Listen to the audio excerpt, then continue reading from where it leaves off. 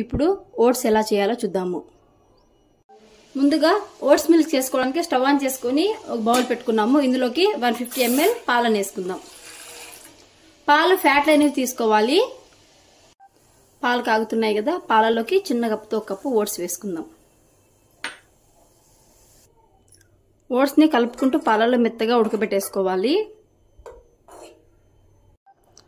Oats బాగా cook అయిపోయాయి, మెత్తగా అయిపోయిందండి. స్టవ్ ఆఫ్ చేసేసి బౌల్లోకి సర్వ్ చేసుకుందాం. ఓట్స్ బౌల్లోకి వేసుకున్నాం కదా, దీంట్లోకి ఒక హాఫ్ బనానాను యాడ్ చేసుకుందాము. అలాగే సన్నగా చాప్ చేసి పెట్టుకున్న బాదం పప్పు ఉంటుంది కదా, బాదం పప్పుని ఆల్మండ్స్ని యాడ్ చేసుకొని సర్వ్ చేసేసుకోవాలి. వేడి వేడి ఓట్స్ రెడీ. ఒక కప్ సర్వ్ చేసుకుంటే సరిపోతుంది. ఇప్పుడు సాంబార్ రెసిపీ ఎలా చేయాలో చూద్దాం. సాంబార్ చేసుకోవడానికి ముందుగా ఒక కప్పు పప్పుని తీసుకొని ఇలా 2 to 3 times బాగా వాష్ చేసుకోవాలి. ఈ పప్పులోకి 1.5 కప్పు వాటర్ యాడ్ చేసుకుందాము.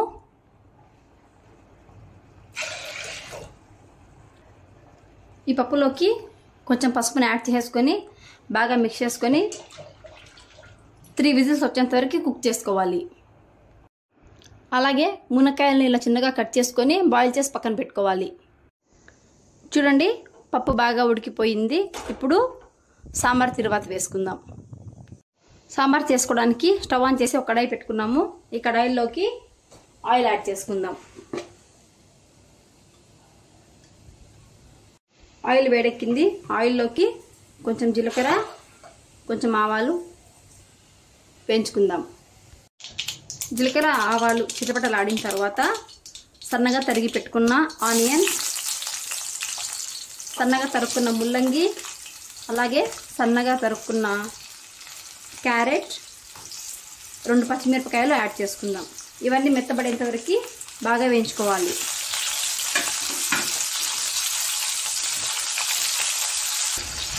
ఈ కూరగాయలన్నిటినీ మెత్తబడేంత వరకు ఒక 5 నిమిషాలు బాగా కుక్ చేసుకోవాలి. కూరగాయలన్నీ బాగా వేగాయి కదా, ఇందులోకి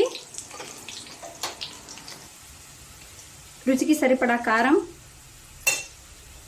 కొంచెం పసుపు, అలాగే రుచికి సరిపడా ఉప్పు యాడ్ చేసుకుందాం. వీటిని 2 నిమిషాలు బాగా ఫ్రై చేసుకుందాం. దీంట్లోకి కొంచెం ధనియాల పొడి, అలాగే 1 స్పూన్ సాంబార్ పొడిని యాడ్ చేసుకుందాము. ఒకసారి బాగా మిక్స్ చేసుకుందాము. ఇప్పుడు ఈ మిశ్రమంలోకి మనం ముందుగా ఉడకబెట్టి పెట్టుకున్నాం కదా, ఈ కందిపప్పును యాడ్ చేసుకుందాం.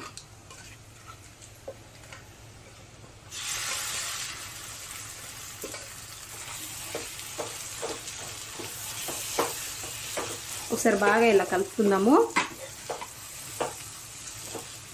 అలాగే ఈ పప్పుతో పాటు మనం మునక్కాయలు కూడా ముందు ఉడకబెట్టి పెట్టుకున్నాం కదా, ఈ మునక్కాయలను కూడా యాడ్ చేద్దాం. ఒకసారి బాగా మిక్స్ చేసుకుందాం.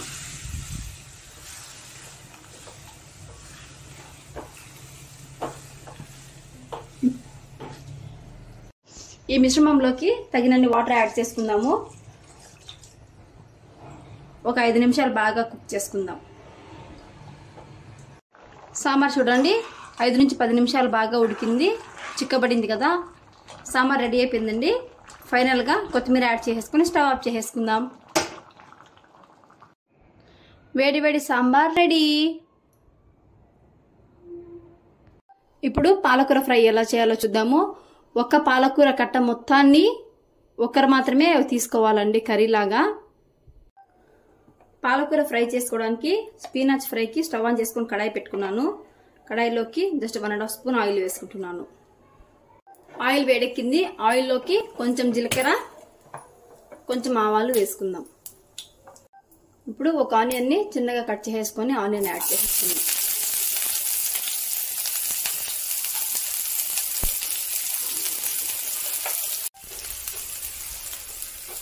స్టవ్ లో ఫ్లేమ్లో పెట్టుకొని ఆనియన్స్ బ్రౌన్ కలర్ వచ్చేంత వరకు వేయించుకోవాలి. ఆనియన్స్ బాగా వేగాయి కదా, ఆనియన్స్లోకి చిటికెడు పసుపు, ఒక 1/2 స్పూన్ ధనియాల పొడి, 1/2 స్పూన్ కారం, కొంచెము చిటికెడ గరం మసాలా. ఒకసారి బాగా మిక్స్ చేసుకుందాము. ఆనియన్స్ లోకి రుచికి సరిపడా సాల్ట్ యాడ్ చేసేసుకొని మనం వాష్ చేసి పెట్టుకున్న పాలకూరను వేసేసుకుందాము.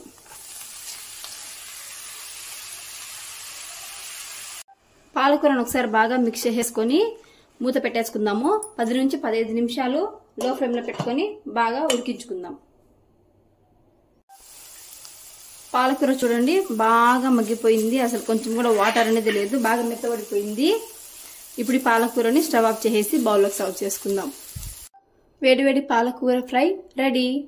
ఇప్పుడు వెజిటేబుల్ సూప్ ఎలా చేయాలో చూద్దాం. వెజ్ సూప్ చేసుకోవడానికి స్టవ్ ఆన్ చేసుకుని కడాయి పెట్టుకున్నాను. 1 స్పూన్ ఆలివ్ ఆయిల్ వేసుకుందాం. ఆలివ్ ఆయిల్ లేకపోతే సన్ఫ్లవర్ ఆయిల్ కూడా వేసుకోవచ్చు.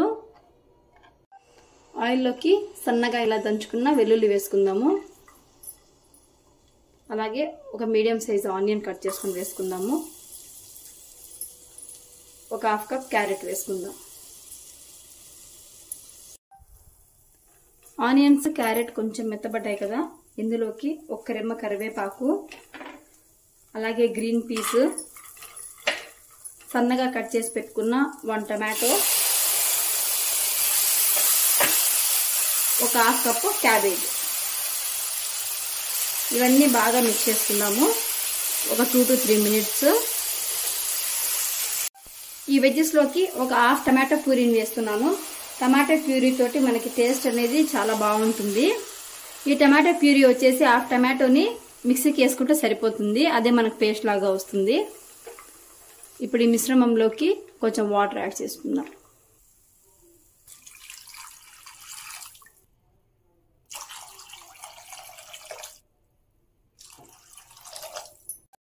త్రీ గ్లాసెస్ వాటర్ యాడ్ చేసుకున్నాం కదా. ఇప్పుడు ఈ వెజ్జెస్ అన్ని బాగా మెత్తగా బాయిల్ అయ్యేంత వరకు 15 to 20 మినిట్స్ మీడియం ఫ్లేమ్ లో పెట్టుకొని బాగా ఉడికించుకుందాం. వెజ్జెస్ అన్ని బాగా బాయిల్ అయ్యి వాటర్ కూడా బాగా దగ్గర పడింది. చూడండి సూప్ ఎంత చిక్కగా వచ్చిందో. ఇప్పుడు దీంట్లోకి కొంచెం పెప్పర్ పౌడర్ యాడ్ చేసుకుందాం, 1/2 స్పూను. అలాగే రుచికి సరిపడా సాల్ట్, ఒక 1/2 లెమన్, మీ టేస్ట్ని బట్టి లెమన్ యాడ్ చేసుకోండి. ఈ 3 మిక్స్ చేసుకుని బౌల్లోకి సర్వ్ చేసేసుకుందాం. Tasty veg soup ready. ఇప్పుడు గోబీ పరాటా ఎలా చేసుకోవాలో చూద్దాం. గోబీ పరాటా చేసుకోవడానికి ముందుగా ఒక బౌల్ని తీసుకొని 1 కప్పు గోధుమ పిండిని వేసుకుందాము. పిండిలోకి చిటికెడు సాల్ట్ యాడ్ చేసుకుందాము. పిండిని ఒకసారి ఇలా బాగా మిక్స్ చేసుకొని కొంచెం కొంచెం వాటర్ యాడ్ చేసుకుంటూ కలుపుకోవాలి. మనకి 1 కప్పు పిండికి 1/4 కప్పు వాటర్ అనేది కరెక్ట్ గా సరిపోతుందండి.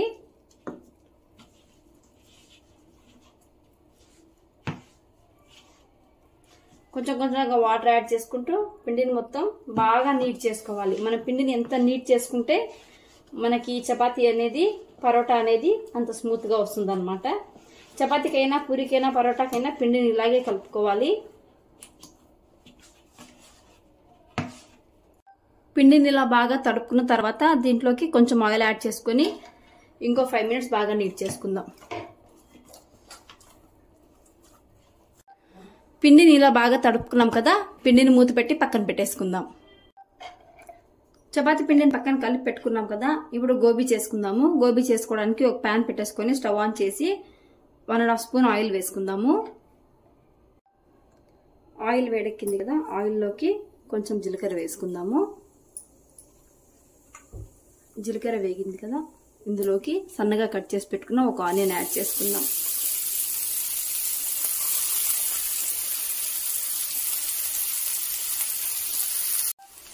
ఆనియన్స్ మెత్తబడ్డాయి కదా, ఇందులోకి 1 స్పూన్ అల్లం పేస్ట్ వేసుకొని పచ్చివాసన రాకుండా బాగా వేయించుకుందాం.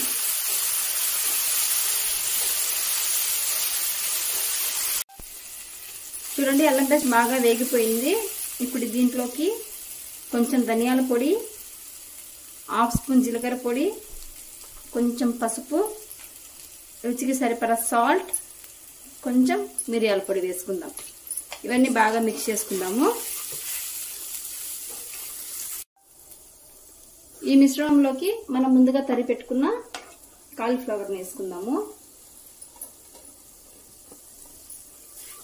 2 నుంచి 3 నిమిషాలు బాగా కుక్ అయ్యేంత వరకు లో ఫ్లేమ్ లో పెట్టుకొని కలుపుకుంటూ కుక్ చేసుకోవాలి.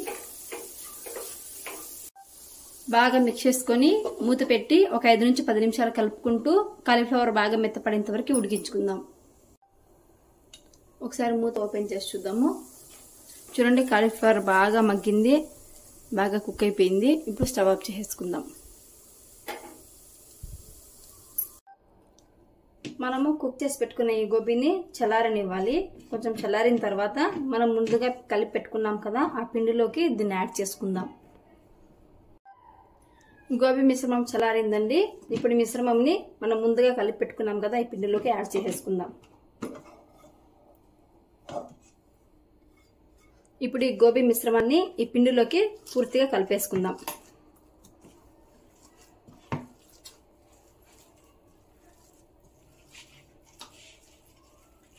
పిండిని మొత్తం ఇలా మిక్స్ చేసేసుకోవాలి. ఇప్పుడు ఈ పిండిని చిన్న చిన్న బాల్స్గా డివైడ్ చేసుకుందాము. ఈ సైజ్ బాల్స్ అయితే సరిపోతాయి. పిండిని మొత్తం ఇలా చిన్న చిన్న బాల్స్గా చేసేసుకుందాం.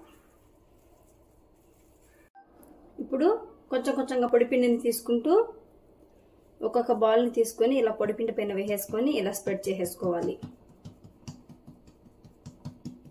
చపాతీ కర్రతో కూడా చేసుకోవచ్చు. చపాతీ కర్రతో కాకుండా ఇలా చేతితో చేసుకున్నా కూడా సరిపోతుంది. మళ్ళీ ఇంకో పక్కకు తిప్పుకొని ఇలా స్ప్రెడ్ చేసుకుందాం.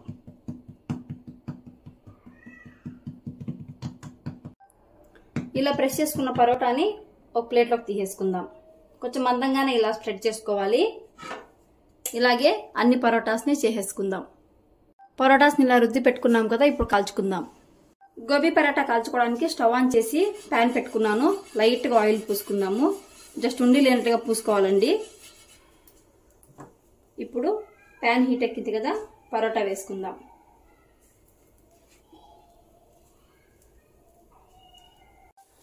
పరోటా వన్ సైడ్ కాలిందండి, ఇంకో సైడ్ తిప్పుకుందాము. ఈ సైడ్ కూడా లైట్గా ఆయిల్ వేసుకుందాం.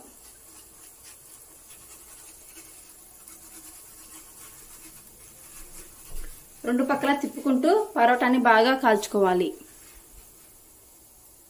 చూడండి, గోబీ పరోటా రెండు పక్కల బాగా కాలింది. ఇప్పుడు ప్లేట్లోకి సర్వ్ చేసుకుందాం. వేడి వేడి గోబీ పరాటా రెడీ. దీన్ని పెరుగుతో సర్వ్ చేసుకోవాలండి. 2 తీసుకుంటే సరిపోతుంది. చిన్న సైజ్ అయితే, పెద్ద సైజ్ అయితే 1 తీసుకోవాలి.